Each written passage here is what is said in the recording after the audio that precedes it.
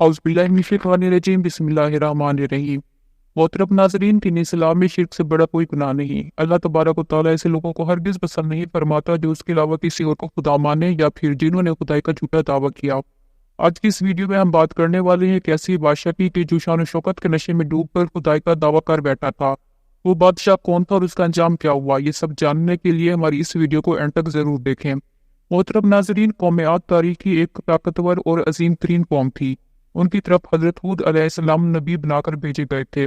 जब हजरत हूद अलैहिस्सलाम ने उनको अल्लाह ताला का पैगाम दिया तो कौम आद ने अल्लाह ताला के पैगाम को मानने से इनकार कर दिया और फिर उनकी रूह गर्दानियों की वजह से अल्लाह ताला ने उन पर अजाब नाजिल किया और उनको तबाह कर डाला। कौम आद एक बस्ती में आबाद थे। उस बस्ती का नाम इरम था। इसी वजह से उन्हें आद इरम भी कहा जाता था। ये बस्ती अदन के गिरदो नवाह में आबाद थी। ये लोग बहुत ही लंबे कद और मजबूत कामत के मालिक लोग थे। अपनी ताकत और कुव्वत के बलबूते से ये लोग बहुत जल्द पूरे यमन पर हुक्मरानी करने लगे थे। इन पर कई बादशाहों ने हुकूमत की, मगर दो बादशाह ऐसे भी आए कि जिनकी हुकूमत बहुत बड़ी और जाहो जलाल वाली थी। मोहतरम नाजरीन, उनमें से एक बादशाह का नाम शदीद और दूसरे का नाम शद्दाद था।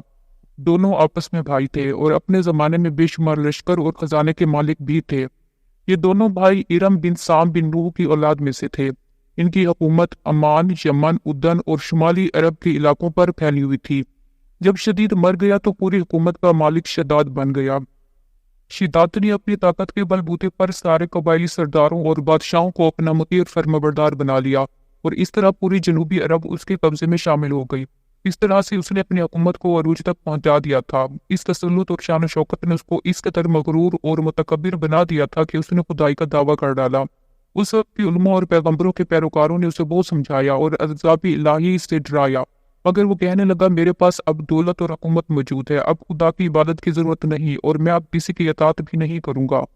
शिदात ने हजरत हूद अलैहिस्सलाम की जुबान से ये सुन रखा था कि जन्नत कैसी होगी और उसकी नेमतें और खूबसूरती का क्या आलम होगा, इसलिए उसने जमीन पर जन्नत बनाने का इरादा किया। वो कहता था, मुझे इस जन्नत की जरूरत नहीं है जो खुदा ने बनाई है, ऐसी जन्नत तो मैं खुद इस दुनिया में बनाऊंगा।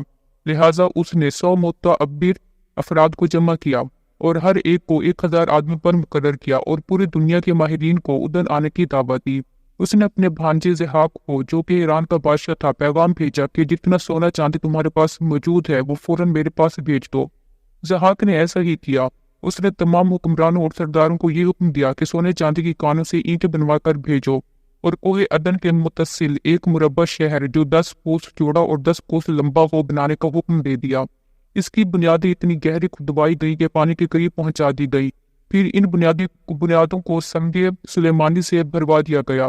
जब बुनियादें भरकर जमीन के बराबर हो गई तो उस पर सोने चांदी की ईंटों की दीवारें बनाई गई।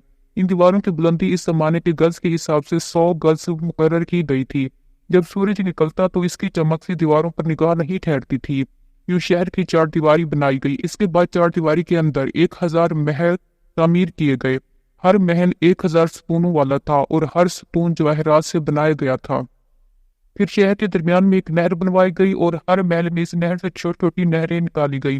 हर महल में फॉल्स और फवारे बनाए गए। इन नहरों की दीवारें और फर्श याकूत, जमूर्त, मरजान और नीलम से बनाए गए थे। नहरों के किनारों पर ऐसे मसनूई दरख्त बनाए गए जिनकी जड़ें सोने की शाखें और पत्ते जमूर्त के थे। उनके फल मोती, याकूत और दूसरे जवाहरात के बनवाकर उन पर टांग दिए गए। शहर की दुकानों और दीवारों को मुश्क, जाफरान और अंबर और गुलाब से धोया गया। याकूत जवाहरात के खूबसूरत परिंदे चांदी की ईंटों पर बनवाए गए, जिन पर पहरेदार अपनी अपनी बारी पर पहरे के लिए बैठते थे। जब तामीर मुकम्मल हो गई तो शिदात ने हुक्म दिया कि सारे शहर में रेशम के कालीन बिछा दिए जाएं। फिर नहरों में से किसी के अंदर मीठा पानी, किसी में शराब, किसी में दूध और किसी में शहद और शरबत जारी कर दिया गया। मोसेस वायतों में आता है कि इस जन्नत को बनाने में 300 साल लगे और शिदाद की उम्र 900 साल के करीब थी। बाकी इरम के मुकम्मल होने के बाद वो अपने लौ लश्कर के साथ मुतकब्बराना अंदाज में शहर की तरफ रवाना हुआ।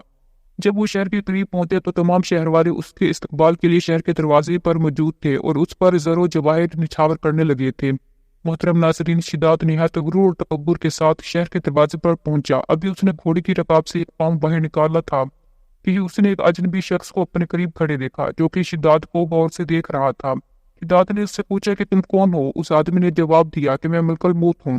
इसके बाद शिदात ने पूछा, क्यों आए हो? उसने कहा, तेरी रूह कब्ज करने आया हूँ। ये सुनकर शिदात ने कहा, मुझको इतनी मोहलत दे दो कि मैं अपनी बनाई हुई जन्नत को देख लूँ। اس کے جواب میں ملک الموت نے کہا مجھ کو اس بات کی اجازت نہیں۔ یہ سن کر شداد نے کہا اچھا اتنی مہلت دے دو کہ یہ گھوڑے سے نیچے اتر آؤں۔ ملک الموت نے کہا مجھے اس بات کی بھی اجازت نہیں ہے۔ محترم ناظرین، پس شداد کا ایک پاؤں بھی گھوڑے کی رکاب میں تھا اور دوسرا پاؤں فضا میں تھا کہ ملک الموت نے اس کی روح قبض کر لی۔ پھر حضرت جبرائیل علیہ السلام نے بڑے زور سے ایک ہولناک چیخ ماری جس کی وجہ سے سارا شہر اپنے تمام تر شان و شوکت، سجاوٹوں اور محلات کے ساتھ زمین بوس ہو گیا۔ اس کا نام و نشان تک باقی نہ رہا۔ مورخین نے کتابوں میں لکھا ہے کہ شداد اور اس کے لشکر کے ہلاک ہو جانے کے بعد وہ شہر بھی لوگوں کی نگاہوں سے اوجھل کر دیا گیا، مگر کبھی کبھی رات کے وقت ادن اور اس کے ارد گرد کے لوگوں کو اس کی کچھ روشنی اور جھلک نظر آ جاتی ہے۔ یہ روشنی اس شہر کی دیواروں کی ہے۔ اللہ رب العزت سے دعا ہے کہ وہ ہمیں بھی غرور و تکبر سے بچنے اور اپنے احکامات پر عمل کرنے کی توفیق عطا فرمائے۔